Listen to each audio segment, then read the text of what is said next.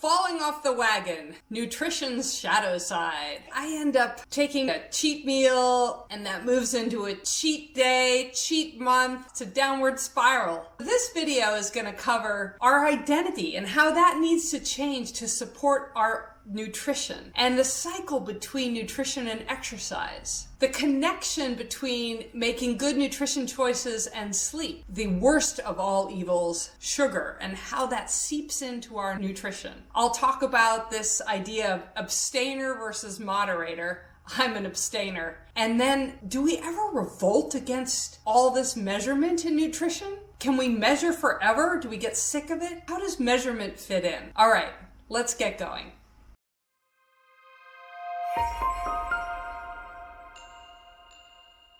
You need to change your identity to change your nutrition. What do I mean by this? You can eat better for a little while, but you'll always fall back into that nutrition shadow side if your identity is still someone that eats fast foods or someone that's overweight. And so changing your identity is as important, if not more important, than changing your nutrition. You need to have this solid foundation to rely on. Identify as a healthy person, as an athlete. Right now, write down the one thing that you want to identify with in order to support your nutritional goals.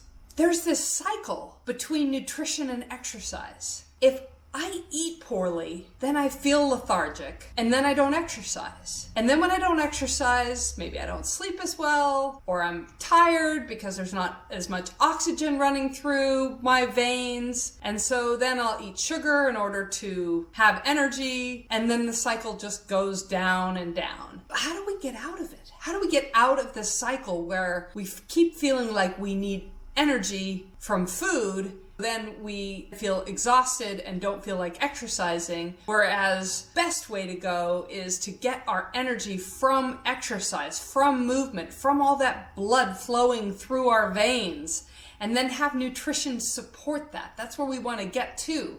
We can get in this negative spiral of sugar and all of these comfort foods trying to give us energy, where we really get energy from within, from our ATP, from our healthy metabolism. How do we get to that spot? It's almost like you need a hard reset. Stay on the outside wall of that grocery store and just eat whole foods. That gets you started where you have a base of nourishment. And then go on walks, nothing too strenuous, and make sure that you do some movement every single day. If you bring in those whole foods, avoid processed foods and sugar, and move every day, you'll get into a positive cycle of exercise, where exercise gives you more energy and allows you to be stronger in making the best nutrition choices. Nutrition and sleep. Wait, aren't we asleep? What does that have to do with eating? A lot.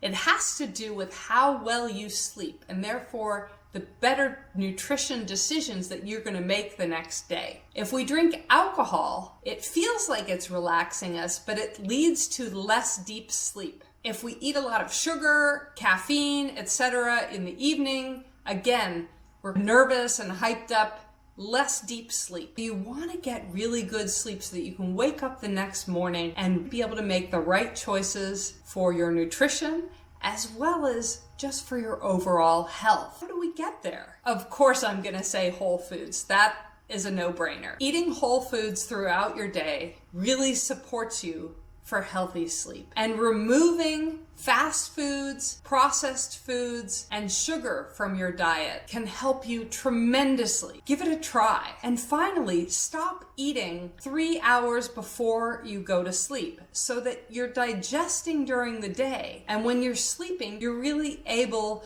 to renew yourself without giving your body that extra work of digesting while it's sleeping. The worst of nutrition's shadow side is sugar. And sugar creeps in everywhere. It's in 85% of processed foods. And it creeps into your mind, doesn't it? Do you ever think about this great cupcake or a donut or a slice of cake that you're gonna have, or the ice cream in the refrigerator, and then there's nothing else on your mind? I don't even know how that happens. It's incredible. Sugar is the ultimate villain. Why do I say this? It's bad for your heart. It's bad for your liver. And worst of all, because it's a chemical, our body doesn't know how to respond to it. And our natural instinct of, I'm full, that's enough, just doesn't happen. This is why all the processed foods companies put sugar in their foods, because they can sell more of it. You're going to eat more of it. They know it because sugar is in there to signal you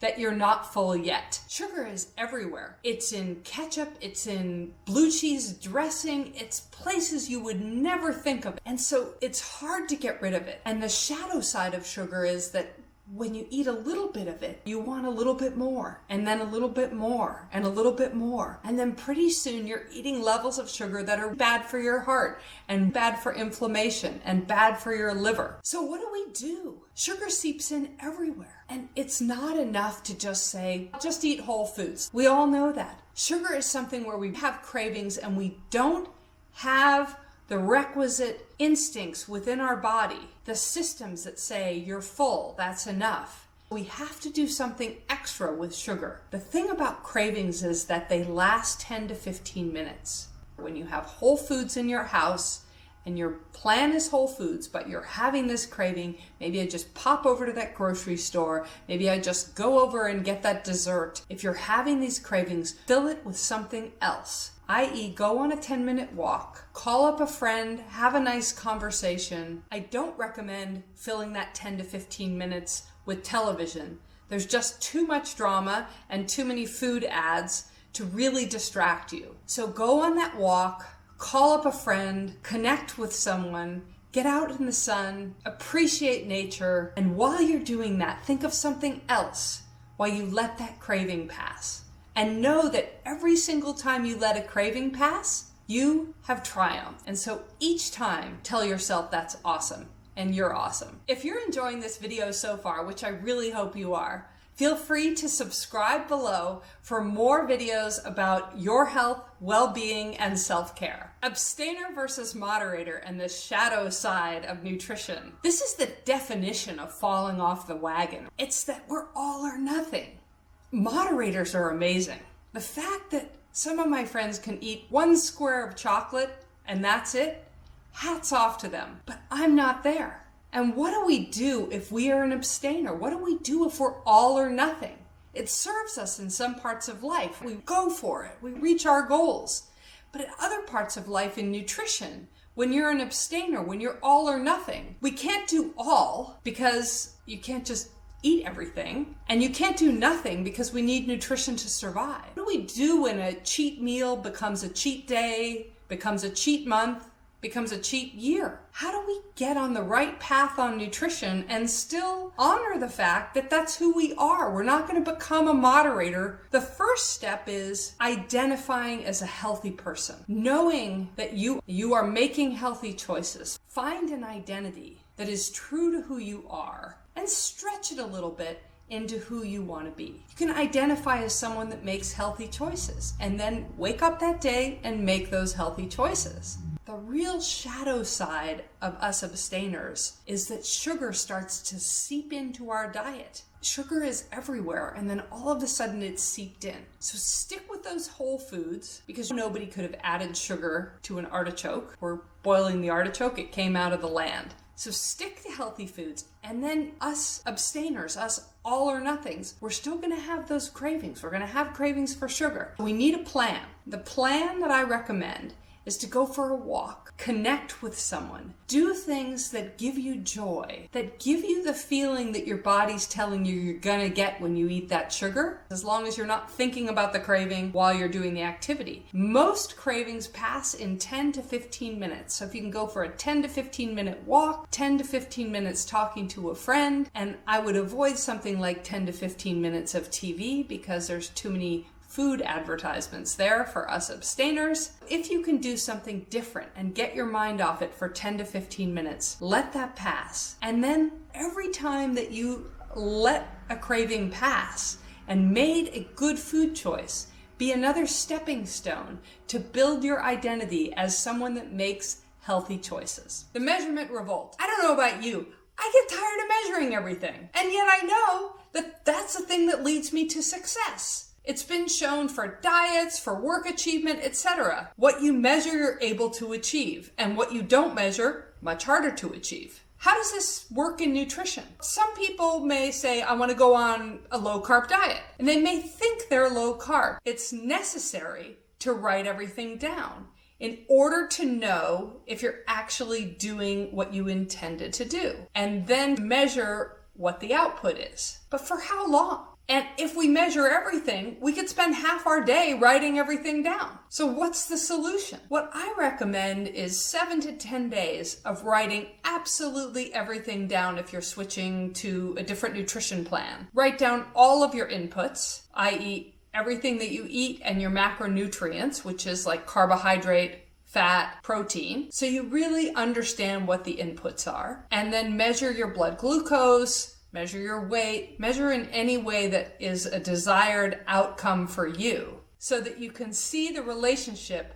between input and outcome and you know whether you're really on the right track. And then you get a feel for it. You get a feel for whether you really are low carb and what that looks like for you and how low carb you need to be. This is just an example of a nutrition measurement plan. At that point, you only need to measure the outcome, either your weight or occasionally your blood glucose, to know if it's working. And all of a sudden, if the outcome stops working and you've made a few changes, go back to measuring. That way, it's not so overwhelming that you're spending so much time measuring, and yet you can still stay on track. I hope you enjoyed this video, and I'd love to hear from you. What was your biggest takeaway? Was it the interaction between nutrition and sleep and exercise? Was it how bad sugar is, although we all know that? Are you an abstainer or a moderator? And how much will you measure going forward? I hope you like this video. Hit subscribe if you want to see more. And check out my other videos. To join the best conversations on your health, you can find me in these channels on social media.